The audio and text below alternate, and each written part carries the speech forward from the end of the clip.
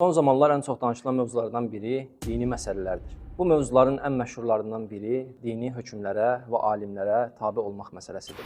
Günümüzün bəzi dırnaqarası din adamları insanları alimlərin yolundan uzaqlaşdıraraq İslamın hökmlərinin tam mənasıyla yaşanmasının qarşısını almağa çalışırlar.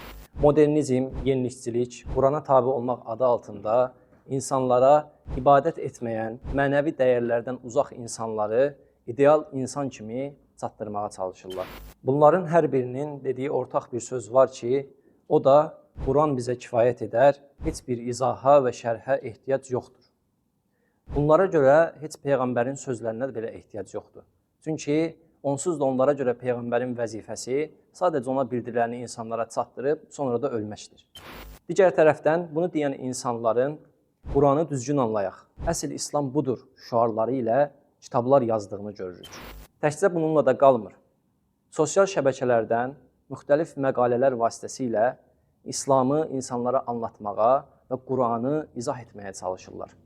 Deməli, bu insanlar heç öz sözlərində səmimi deyirlər. Əslində, Quranın və dinin bir izaha, yönləndirməyə və şərhə ehtiyacı olduğunu yaxşı bilirlər. Lakin ya bilərək, ya da bilməyərək bunu örtbasdır etməyə çalışırlar. Yəni, qısacası, Peyğəmbər kimi olma, Peyğəmbər kimi düşünmə, səhabə kimi düşünmə, bizim kimi düşün, bizim kimi ol, bu zaman qurtulacaqsan deyirlər. İslam bir ideologiya deyil, bir yaşam tərzidir və seçimdir. Əgər bir mərkəzə, bir şərhə tabe olunmazsa, insan sayısı qədər İslam anlayışı ortaya çıxar ki, bu da İslamın yox olması deməkdir. Kim bilir, bəlkə də bu fikirləri ortaya atanlar elə İslamı yox etməyə çalışırlar. Velhamdülillahi Rabbil alemin.